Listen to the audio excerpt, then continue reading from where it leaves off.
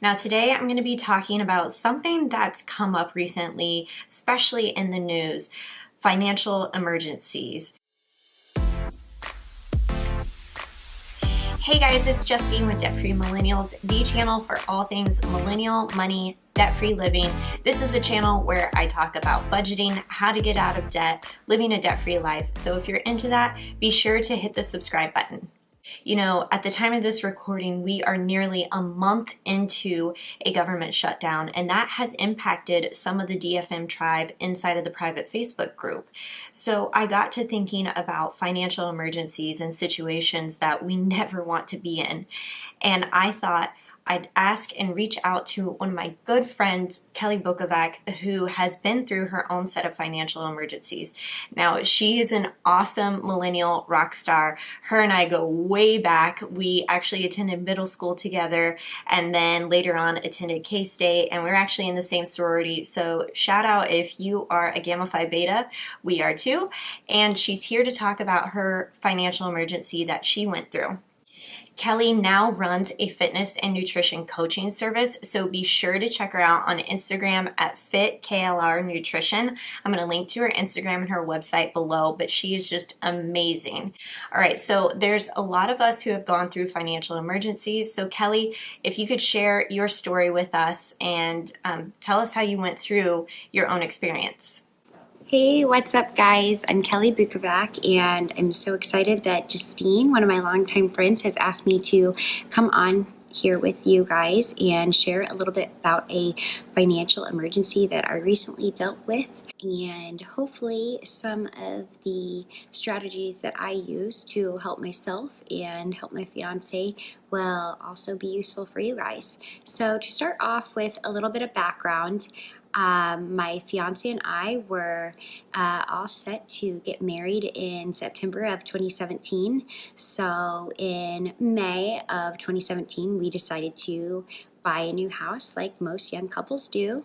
And in July of 2017, we ended up dealing with a terrible flood event, and then again 2 more times. So in the summer before our wedding, our garage and basement were severely flooded, and being that we had just moved in May, we had tons of boxes of items down there that still hadn't been unpacked yet.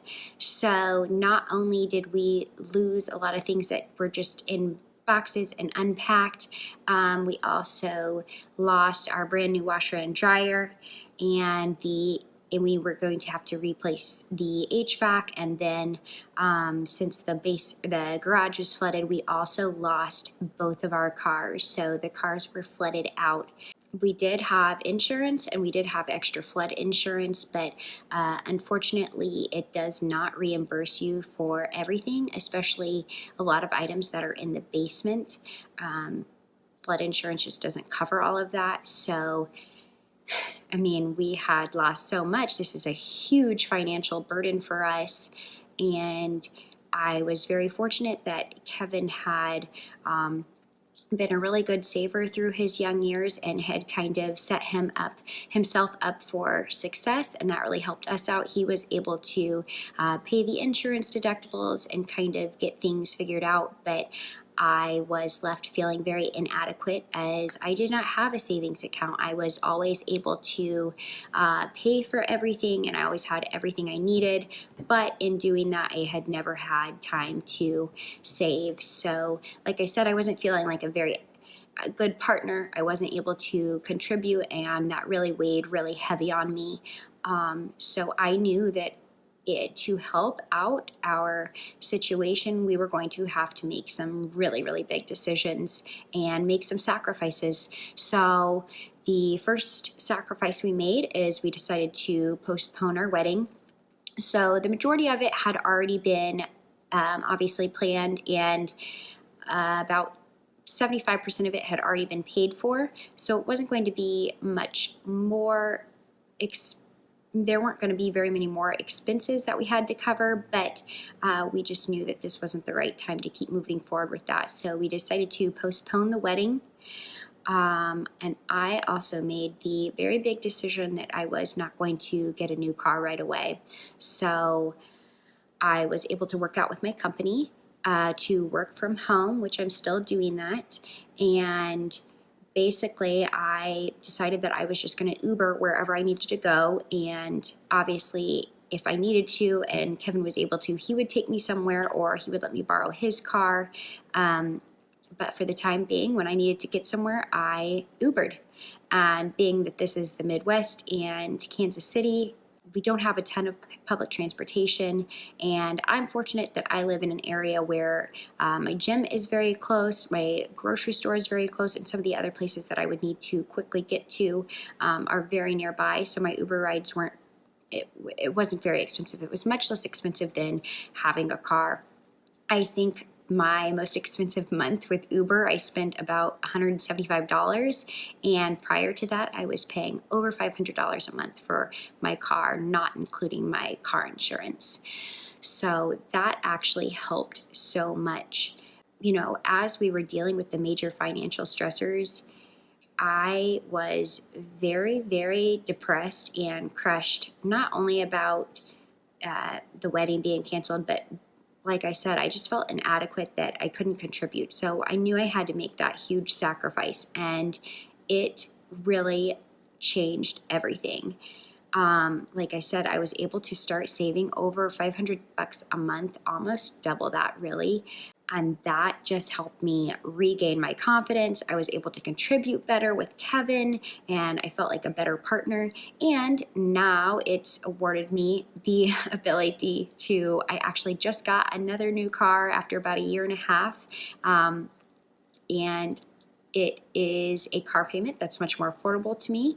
I'm able to still continue to save, and basically this year we're planning on going on a ton of trips. So I'm really excited about that, and I will still be able to save, and I'll continue saving. And so I don't plan on finding myself in a position like this again now that I know what it takes to save, and I've been through this major situation that helped me kind of get a little bit better financial perspective for my future.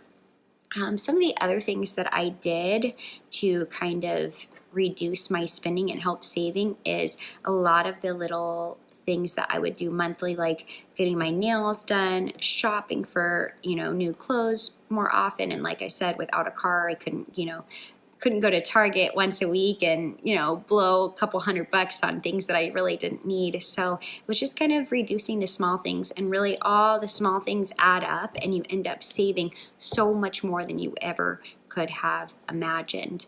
So, and like I said, now having the savings, it got my confidence back up, and it really reduced my stress. So I'm also a personal trainer and a nutritionist, and I know how bad stress is for us. It just wreaks havoc on our body and our internal systems, and it was causing me so much fatigue, and it was ruining my sleep patterns. I wasn't eating as healthy. It was doing so much more damage than good. And making some of these sacrifices really, really helped get rid of some of that stress and put me in a much better position. And I'm just really looking forward to 2019. Like I said, we're going to be traveling a lot, and I'm not going to have to worry about the finances there. I'll be able to cover all of that, and I'll be able to continue saving as well.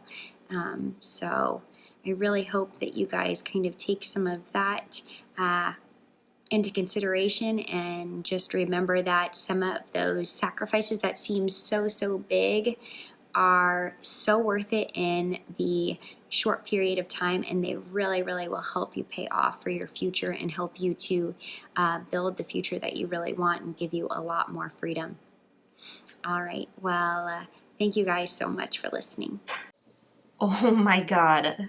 Kelly, I had no idea that had happened to you, and I definitely didn't know anything about flood insurance and what it does and does not cover.